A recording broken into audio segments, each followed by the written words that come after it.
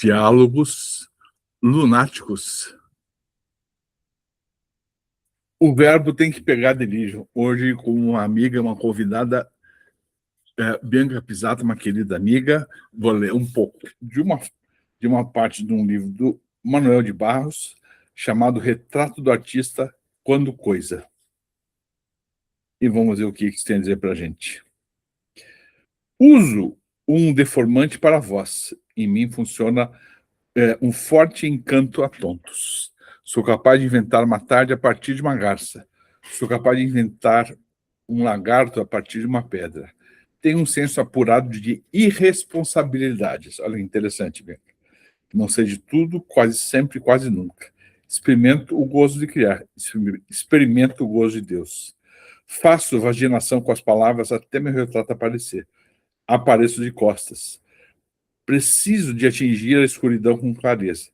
Tento lapiar verbo por verbo até alcançar meu áspero. Palavras têm que adoecer de mim para que se possam me tornar mais saudáveis. Vou sendo incorporado pelas formas, pelos cheiros, pelo som das cores. Deambulo aos esgarços. O Manuel de Barros sempre tão poético. Bianca Pisato, seja muito bem-vinda.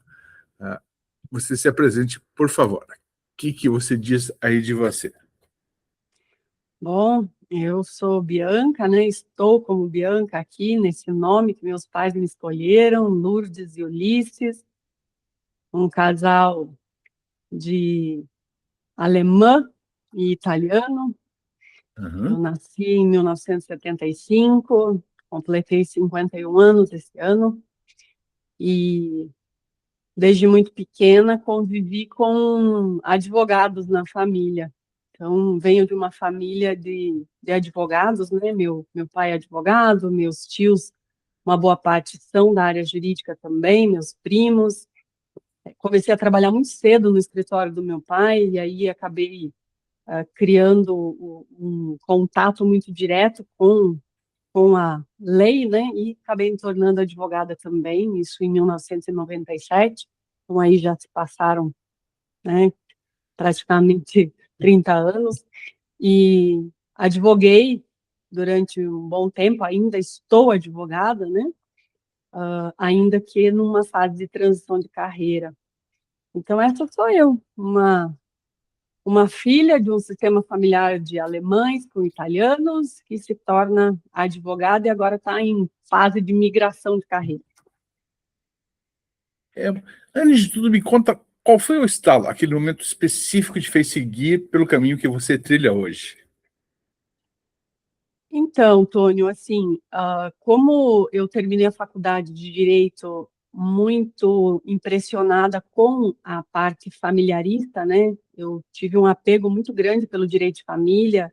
Acredito que muito por conta de um professor que dava aula de direito de família. A gente sempre acaba buscando um modelo, né? Então, na faculdade, ele acabou sendo um modelo para mim, um modelo de postura, um modelo de trabalho. Depois, inclusive, ele se tornou magistrado, né? Juiz. E por conta disso, eu acabei gostando do direito de família e foi a área que eu escolhi para minha atuação. Ainda que o direito de família envolve muito mais questões internas do que a própria lei em si. As pessoas que têm conflitos de família, elas estão envolvidas em conflitos de relacionamento, né? E aí tem muita emoção, tem muitas dinâmicas que estão envolvidas, e é muito difícil para as pessoas trazerem essa parte emocional para dentro de uma estrutura rígida como é o direito. E eu comecei a perceber que a minha linguagem, a minha comunicação com essas pessoas não estava tendo resultado. Porque por mais que eu explicasse a lei, por mais que eu apresentasse as possibilidades, não era aquilo que as pessoas queriam, né? Elas queriam ser ouvidas, elas queriam ser vistas, elas queriam ser acolhidas na sua situação. A maioria delas chegava no meu escritório desregulada emocionalmente, porque imagina, você está lidando às vezes com um divórcio, você está lidando com um luto, né, num inventário, você está lidando com uma adoção, Então, você tem ali um processo de adoção, você tem conflitos de família envolvendo crianças, e aí, por conta disso, eu fui buscar conhecer um pouquinho mais sobre isso. Então, eu fiz curso de psicoterapia, eu fiz curso de PNL, eu fiz curso de linguagem, de comunicação, e aí eu fui tomando gosto por essa área. Fui tomando gosto por entender essas dinâmicas, porque daí mudou dentro da minha advocacia. Parece que os clientes começaram a se sentir seguros comigo. Eles começaram a mudar a postura, às vezes com uma simples fala, uma simples pergunta, e eu fiquei impressionada com os resultados, especialmente quando eu conheci as constelações familiares, que elas então me trouxeram o entendimento, né, sobre as dinâmicas familiares. E aí, quando eu trago isso para o meu escritório, essa compreensão, e eu digo que trago para o meu escritório é na minha postura, no meu estado de presença, na minha fala, né? Entendendo também o meu lugar dentro da advocacia em relação a esse cliente. Aí mudou completamente. Aí eu tive, assim, um start, eu tive um insight. É isso que eu quero fazer. Deixa eu fazer, então, uma pergunta específica, bem específica. Fui estagiário durante algum tempo na vara de família e acompanhei exatamente isso que você está falando com na época, juíza, acho que hoje é desembargadora, a Lenice Bodstein. E a gente acompanhava, em especial, essa habilidade de um juiz em lidar com questões emocionais envolvidas. Acompanhei uma história, de te contar rapidamente, eu sou um contador de causa, né? Eu me recordo que uma vez um carrinheiro, alguém que trabalhava com frete na cidade, ameaçou, e estava se separando, ameaçou a esposa, né? Estava muito nervoso e tal, ameaçou a esposa. Na sala do juiz, quando ela estava só com o juiz, ele subiu na mesa e disse a seguinte frase. Eu achei isso uma das coisas mais... Eu vou fazer 30 anos já, isso ou mais até, né? E disse: mulher nenhuma manda em mim, né? Disse para a juíza. A juíza podia, no seu poder, podia simplesmente prendê-lo naquele momento, né?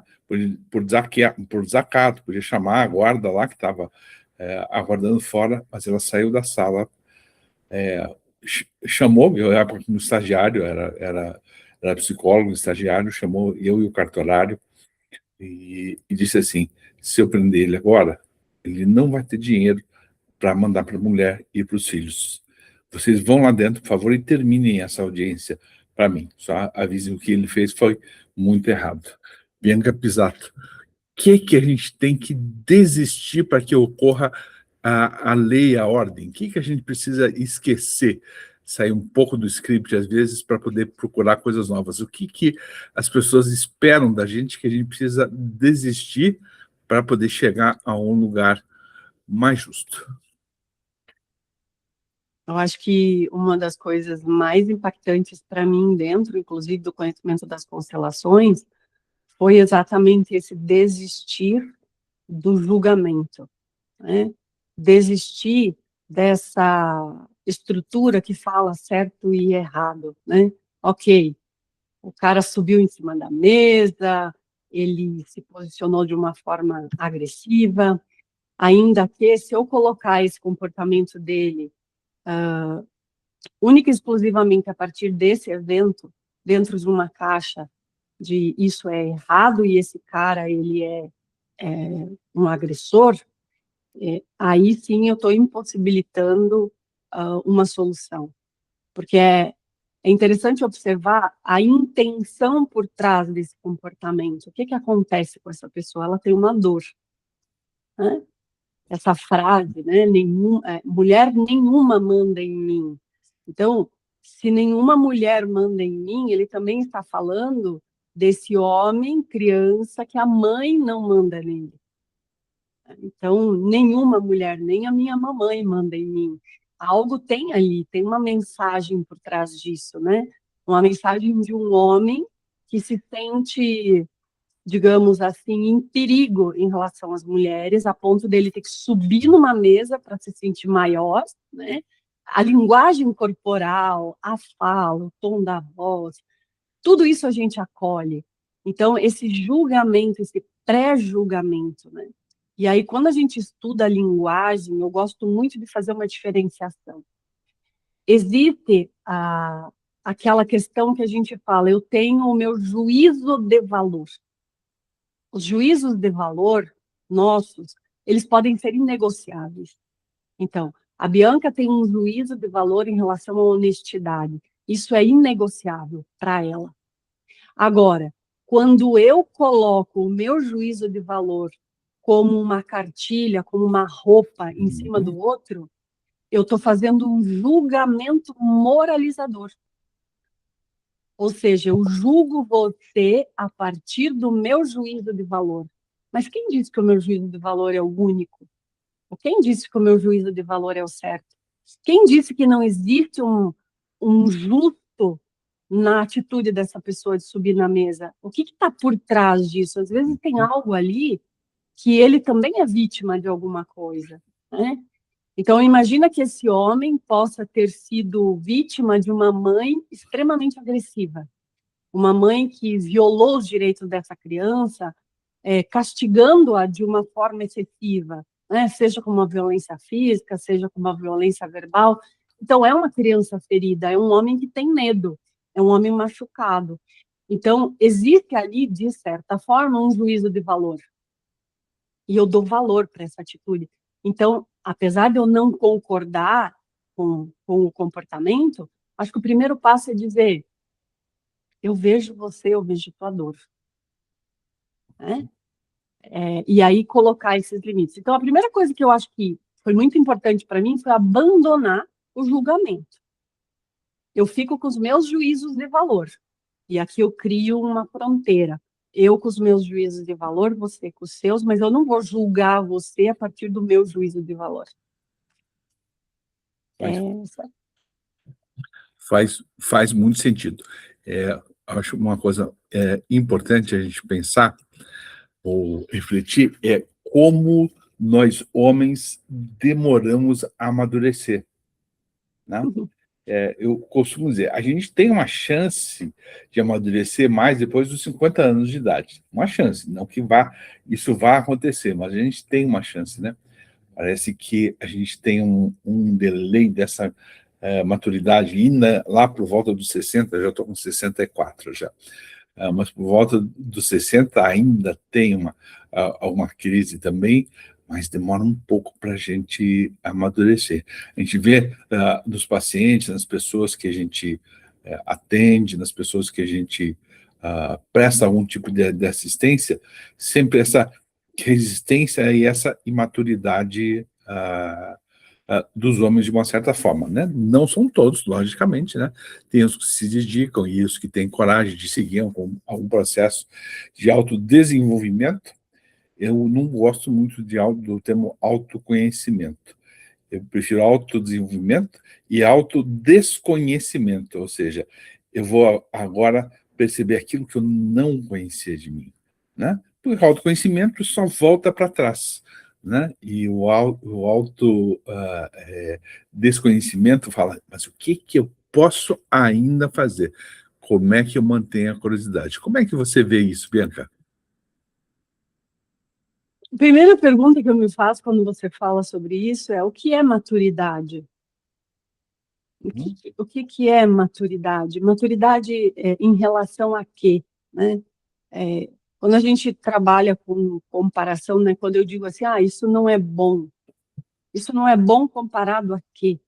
Qual que é a comparação que eu faço? Né? Então, quando você diz os homens demoram mais para amadurecer, demoram mais para amadurecer em relação a quem ou a quê? Em relação às mulheres? Em relação ao ser humano? Enfim. Porque quando a gente pensa na maturidade emocional, para mim faz sentido os homens demorarem mais.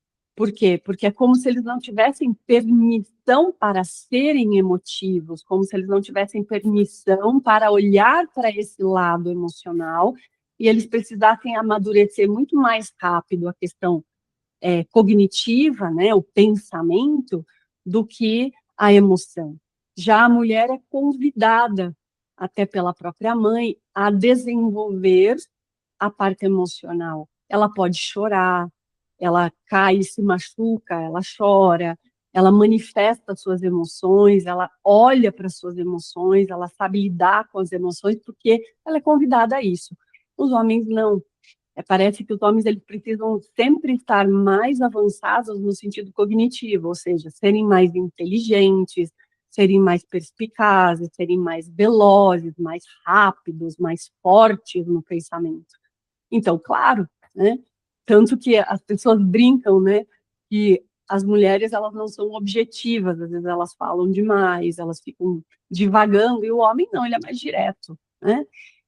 Ou, por exemplo, meu marido às vezes fala, nós entre homens, né, amigos, às vezes a gente tá bravo e a gente fala, vá, xinga o colega. Depois, é como se nada tivesse acontecido, né?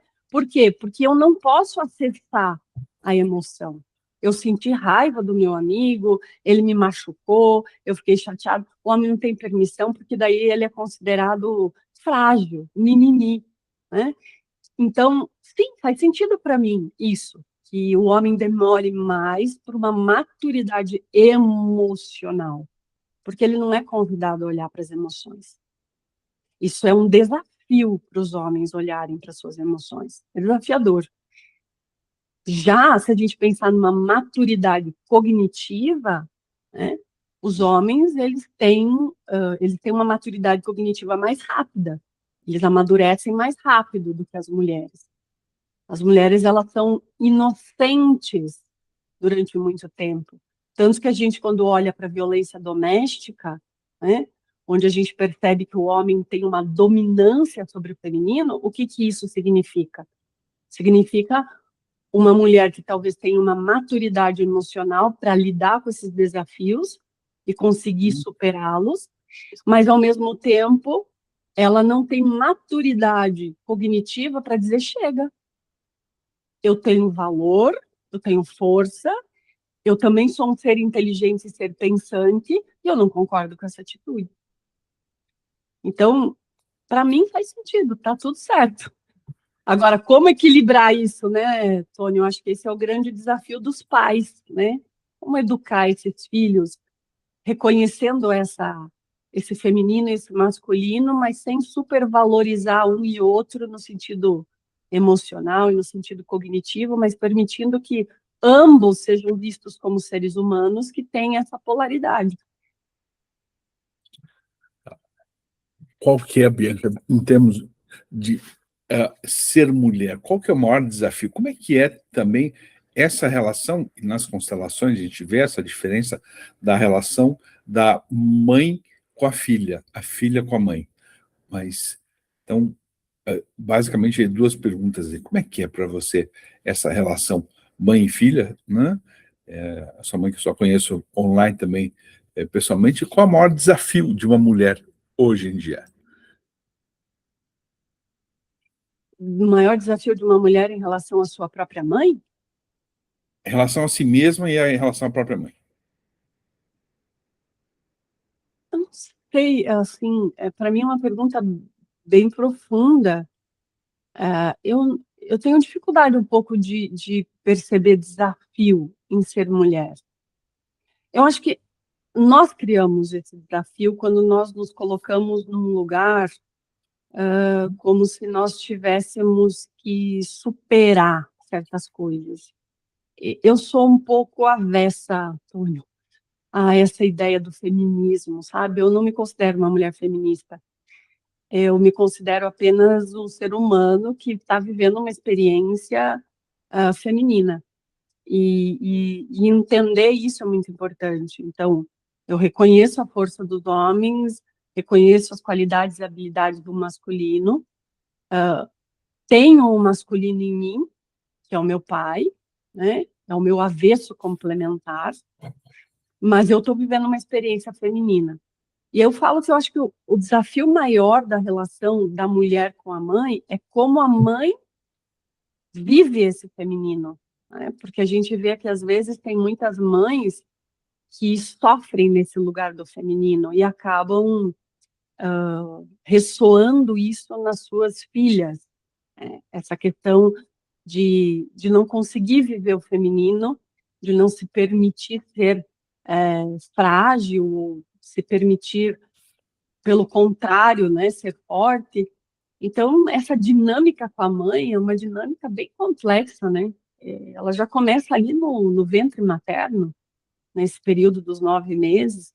Eu tenho algumas experiências com a minha mãe que eu fui tomar consciência no processo de regressão que eu fiz, numa fase que eu vivi profundamente a terapia, né, como cliente. Uhum. E ali eu pude perceber esse vínculo do afeto e da segurança com a mãe. Esse vínculo de se sentir segura com essa mulher e sentir que você pode tomar esse lugar de filha da sua mãe.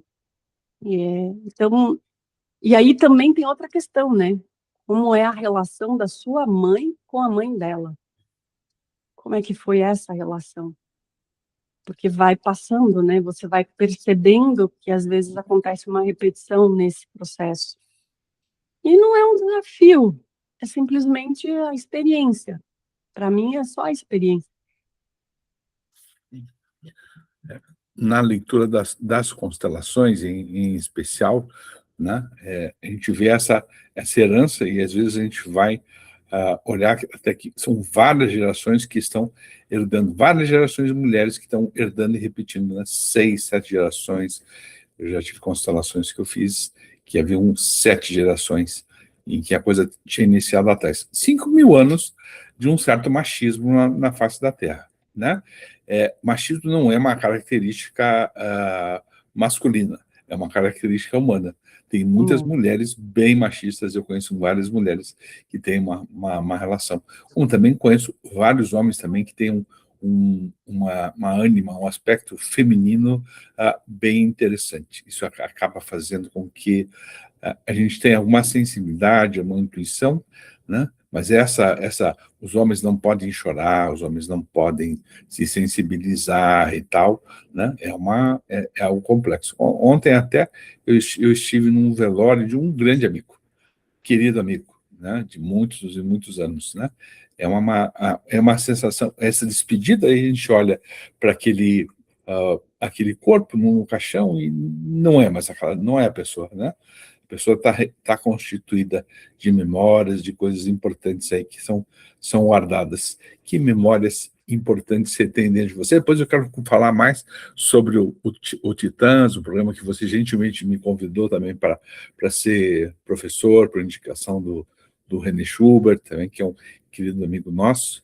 Mas o que é isso que a gente guarda de memória tão importante com relação à vida, às nossas experiências, aquilo que a gente chama, eu acho que não sei se é do Bachelard, mas chama de tateio experimental. Eu acho que não é dele, mas o que é isso? Que faz dar sentido à vida.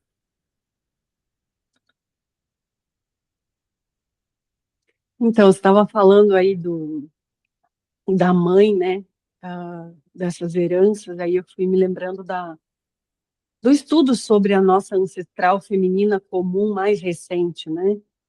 Que vive até hoje em nós, que é a chamada Eva mitocondrial. Mitocondrial, né? E a Sophie Hellinger, ela tem um livro, Tônio, chamado Mamãe para Sempre uma Mãe, onde ela traz alguns estudos científicos que comprovam realmente essa herança, né, celular. Inclusive, ela traz ali que nós temos dentro de nós células das nossas tias, porque a nossa mãe, no útero materno, se ela não foi a primeira, nesse útero materno, ela teve uma transferência celular das irmãs dela, ou dos irmãos dela que nasceram antes, e ficaram ali no corpo daquela mãe. E isso se mistura ali com ela e depois ela transfere para a gente. Então, sim, tem muita coisa ali envolvida, e quando a gente estuda a constelação, a gente percebe, né, a importância disso. Agora, eu não entendi muito bem aqui Qual é a sua pergunta sobre isso? O que é que te carrega de memórias, de experiências que fazem você ter sentido na sua vida? O que é que a primeira coisa que você lembra de memórias que fazem te dar um sentido? Então, eu tenho memórias intrauterinas, né, que eu tive acesso, né, e tive, de certa forma, uma consciência. Eu tenho algumas memórias do meu parto, dos meus primeiros anos de vida, e aí você como psicóloga, né, sabe a questão dos traumas, né, o trauma da concepção. Como é que estavam o meu papai e a minha mamãe no dia da minha concepção? Será que eles estavam dispostos, felizes, estavam num abraço afetuoso? Imagina a energia no momento da minha concepção. Qual era a energia no momento que aquelas células se uniram, né? Células do papai, as células da mamãe. Como é que estava aquele sistema, né? Então, existe ali também, às vezes, traumas, né? Você imagina uma mulher, eu fico pensando na minha vovó, né? A minha vovó, ela é mãe de 10 crianças. Caramba. E então, assim, a minha mãe é a nona. Minha mãe era gemelar, né? Então, a minha mãe foi a última, a caçula. Imagina para minha avó, que já tinha 8 filhos, no momento que ela está lá na relação, no abraço com o marido dela, será que ela não pensou assim, ai, pelo amor de Deus, tomara que eu não engravide? Então, assim, imagina em que energia que a minha mãe foi concebida, né? Então, tem ali essas memórias, né? Aí tem a memória da gestação, né? Eu, especialmente, quando você pede para mim que memórias vem a memória do meu parto. Eu tive um parto traumático, por intercorrências médicas, né? Situações que aconteceram lá no hospital. E, e eu fiquei sem oxigenação, então eu nasci praticamente desfalecida, já bem escura, e eu tive que ser reanimada no meu parto. E é engraçado que eu tenho memórias, flash, né, daquele dia. Às vezes a sensação, assim, desde pequena, daquele momento. E o meu pai diz que, desde muito pequena, no berço já, e às vezes eu acordava em estampido, assim, chorando desesperadamente, como se eu não tivesse ali. E para me trazer a consciência, meu pai tinha que me levar para fora, fazer eu olhar as estrelas, me acalmar. E eu tenho, assim, alguns flashes de que a sensação que eu tinha é de estar vivendo aquele momento de risco, de perigo de novo. Porque eu realmente vivi um processo de pré-morte, né? Eu não sei se eu morri e fui reanimada ou se eu não cheguei a fazer a passagem e só fiquei inconsciente, eu não sei como foi esse processo, né? Mas eu tenho até hoje, às vezes, essa sensação de perigo, né? Então, para mim, isso é muito claro, essa memória do meu parto, né? E aí, claro, tem algumas memórias da minha infância, algumas falas do meu pai e da minha mãe, algumas dinâmicas desse sistema familiar.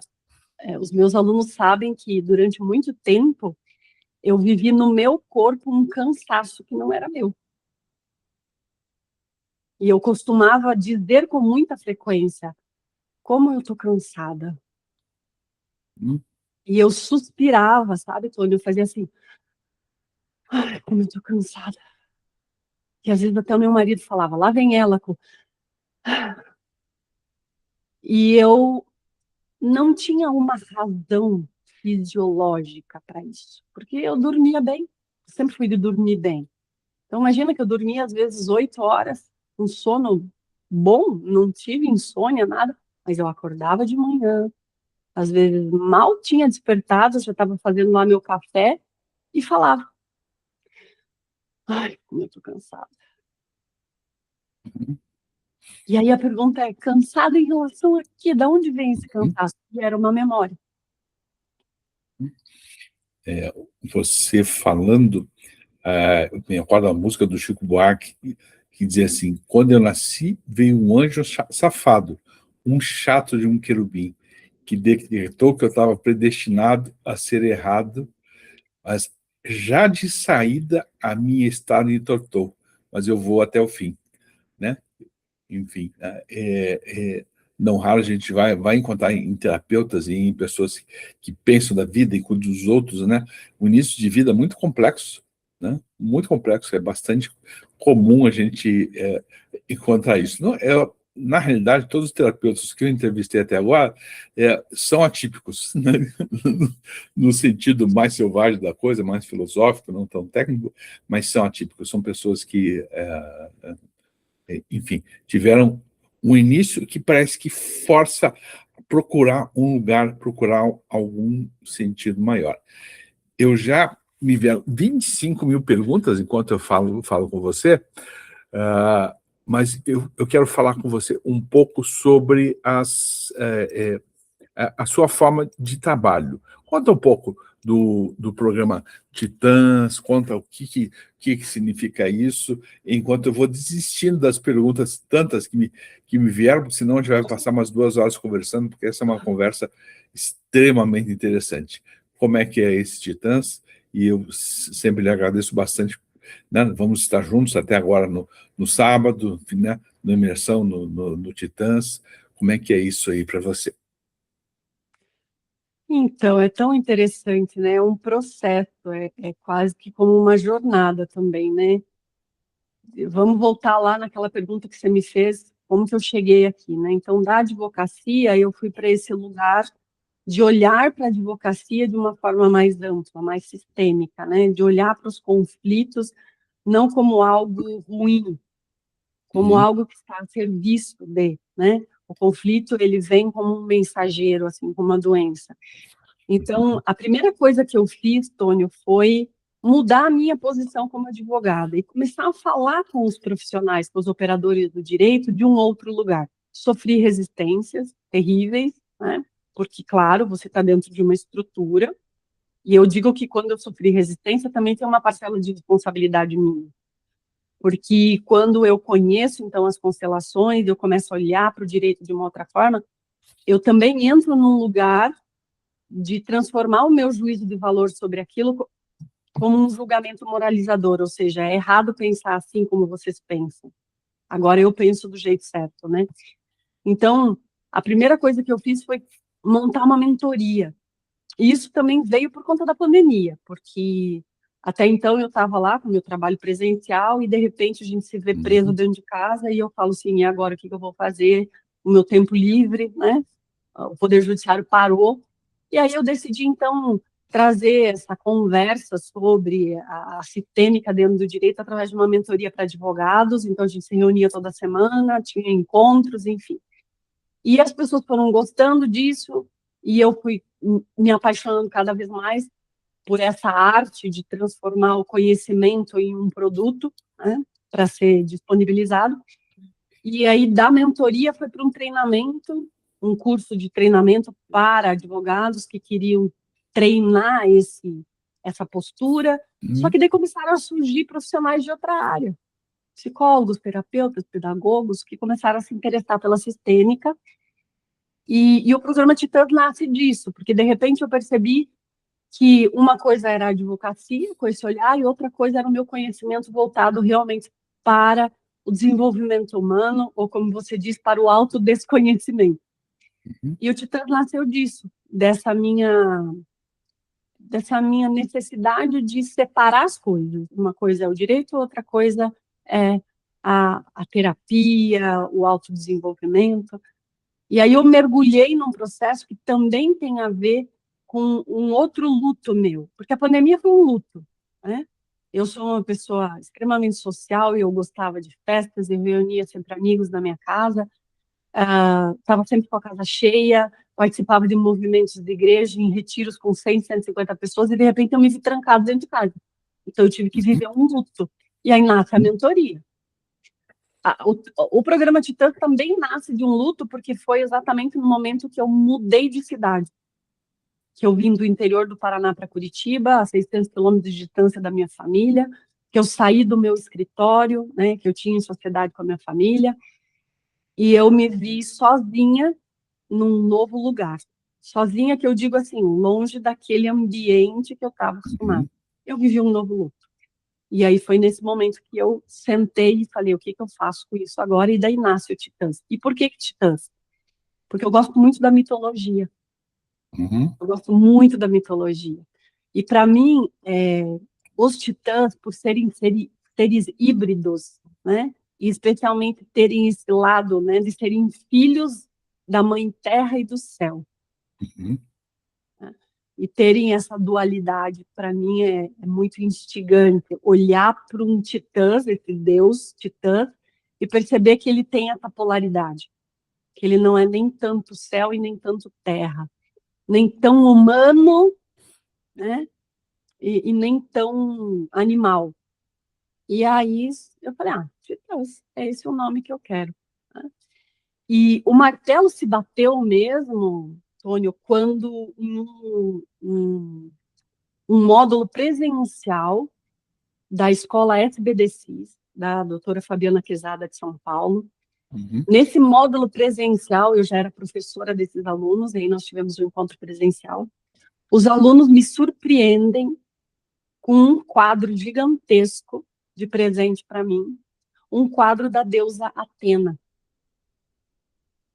E aí eles trouxeram esse quadro e falaram, professora, para nós esse quadro, essa imagem, a Atena simboliza você. Nós vemos você como a deusa Atena.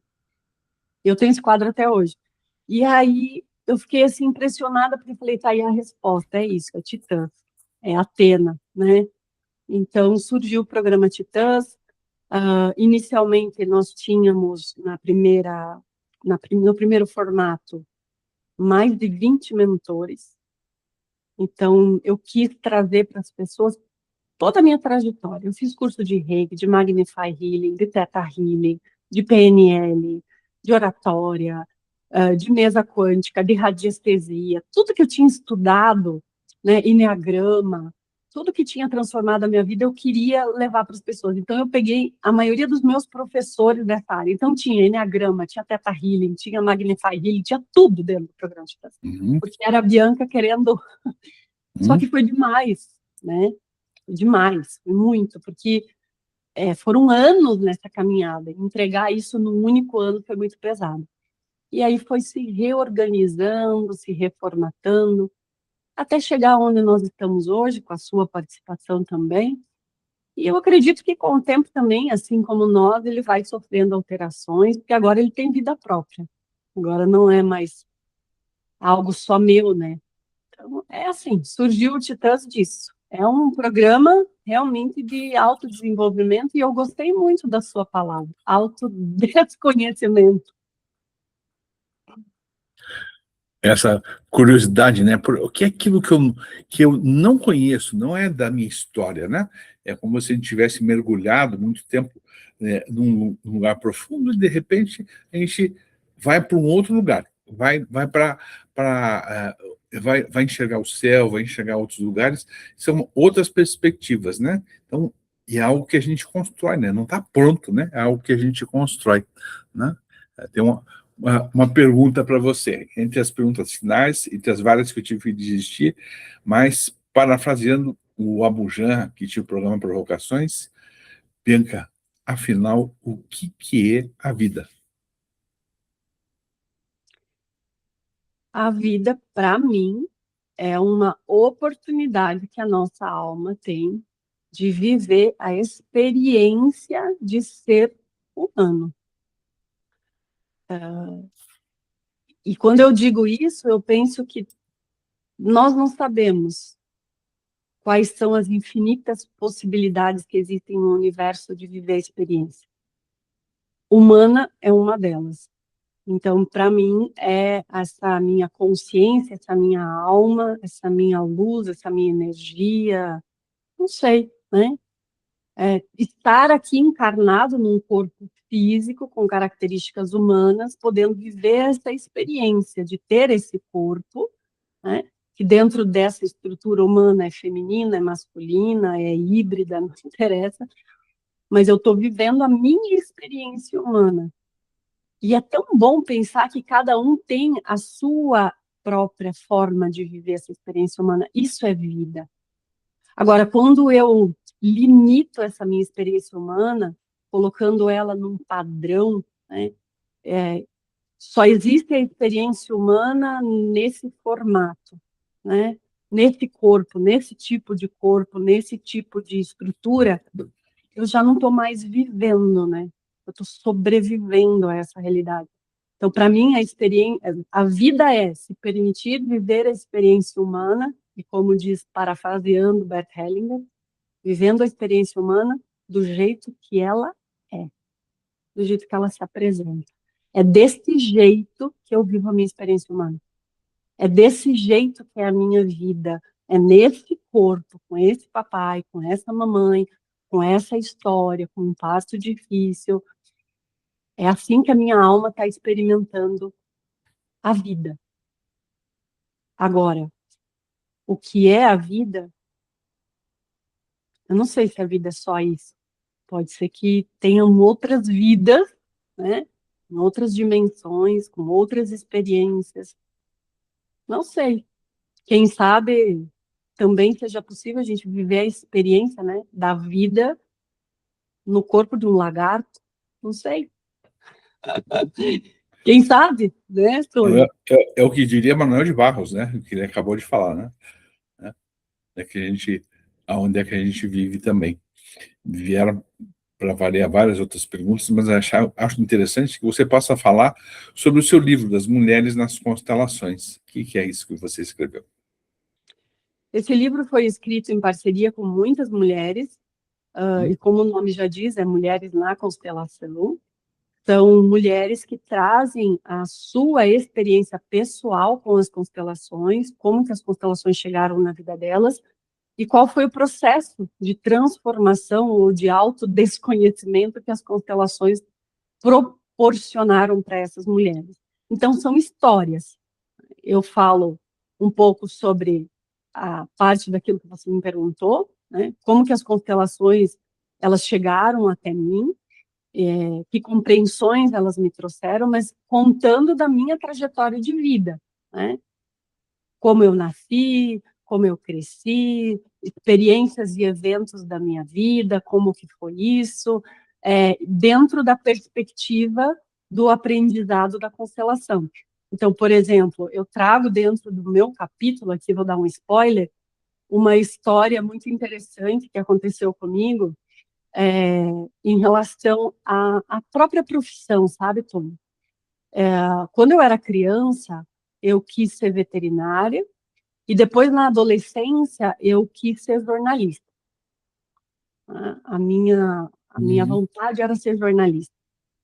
E não foi possível, né? Eu morava numa cidade pequena, no interior, tentei vestibular para jornalismo, mas na época aqui em Curitiba era 49 por 1, e como eu tinha estudado em colégios do interior, eu não tive aquela força cognitiva para passar no vestibular, mas passei para direito, né? E aí acabei me tornando, então, advogada. Mas sempre fica aquela coisa, assim, eu gosto de comunicar, eu gosto de contar histórias, eu gosto de pegar um assunto e tentar destrinchar ele e levar essa notícia para as pessoas.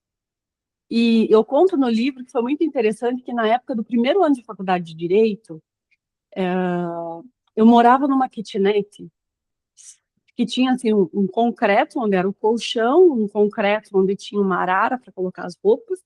Eu não tinha fogão, eu não tinha geladeira, não tinha nada. Então, eu comia marmita fria. Esse era o ponto. E eu gostava muito de escrever, porque eu sou sinestésica no processamento. Então, eu ouvia os professores falando, mas eu precisava escrever bastante para poder entender, né? E aí eu comecei a fazer anotações e muitas anotações. E muitas pessoas, quando chegavam perto das provas, Bianca, empresta teu caderno para eu tirar uma cópia, porque realmente era enorme as minhas anotações. E eu comecei a perceber que eu podia transformar isso num produto. E aí eu comecei a gravar as aulas num gravadorzinho pequenininho, e durante o dia, eu estudava à noite, e durante o dia eu ouvia as fitas e eu batia numa máquina de escrever. E eu transformei aquilo em apostilas. E eu comecei a vender as apostilas. E daí eu acho engraçado que hoje eu falo assim, que aquela Bianca, ela continua fazendo isso. Ela continua montando aulas, montando conteúdos, mas o mais bonito de tudo isso é que aquela Bianca, ela comunica isso com o microfone, né? Porque o meu curso é online. Então, de alguma forma, eu me tornei a jornalista que eu queria ser. Uhum. Então, eu conto isso no meu capítulo, e é sobre isso, né? As mulheres contam exatamente isso. Eventos desafiadores da vida delas, que elas puderam ressignificar e perceber, né, a grandiosidade de cada um desses eventos a partir da constelação, a partir do que a consciência sistêmica e a inteligência sistêmica nos traz. É sobre isso. É. Você, Bianca, é uma pessoa provocadora, né? Você gosta de provocar no melhor sentido. Você já me disse coisas que eu jamais vou esquecer, né? Enfim, percepções sobre fatos da vida, sobre relações, sobre o que a gente comunica, o quanto às vezes a gente comunica em excesso, nessa ânsia da gente querer passar para as pessoas, às vezes em excesso, e isso às vezes invade as pessoas e tal. Então, para deixar para uma última questão, que pergunta você deixaria, em vez de uma resposta, que pergunta você deixaria ou deixa aqui para as pessoas refletirem? Qual é a sua provocação final lunática aqui agora? Bah, Tony, eu vou te falar, ontem eu estava refletindo sobre isso, até gravei uns stories no meu Instagram. Eu fiz alguns atendimentos ontem, onde eu pude perceber que esses eventos que acontecem na nossa vida, eles nos marcam. E nós buscamos os algozes. Então, aquilo que você falou, quando a gente olha muito para os porquês da vida, né, para o conhecimento, o que eu conheço? Eu conheço situações na minha vida e lá atrás eu procuro encontrar nesse conhecimento quem são as pessoas que me causaram isso, né? Então, eu ontem falava sobre os bullying. Eu sofri muito bullying na escola, né? Bullying por ser magra demais, bullying por ser alta demais, bullying por ser branca demais. Eu lembro que as pessoas falavam assim, nossa, hoje está com as pernas engessadas, né? Veio com as pernas engessadas para a escola, porque era muito branca a minha pele, né? Então, quantos bullying a gente vai sofrendo, quantos predicados vão e como diz o Franz Rupert, quantos a objetivação, né? A gente coloca um adjetivo para uma pessoa, né? Ou um atributo para essa pessoa. Quantos desses atributos eles acabaram construindo a nossa história e fazendo a gente acreditar nisso? E às vezes a gente se olha no espelho e a gente tem refletido ali esses conhecimentos, como você falou, aquilo que as pessoas falaram da gente, né? Mas é interessante que nós nos tornamos exatamente aquilo que a gente mais repudiava, que são essas pessoas. Porque eu continuo olhando no espelho e fazendo bullying comigo. Uhum. Né? De dizer, eu não consigo, eu sou muito alta, eu sou muito magra, eu sou muito branca, o meu cabelo é muito fino, eu estou muito gordo, eu estou muito gorda. Então, assim, a gente continua fazendo bullying. E aí, a pergunta que eu quero deixar é a mesma pergunta que eu coloquei nos meus stories.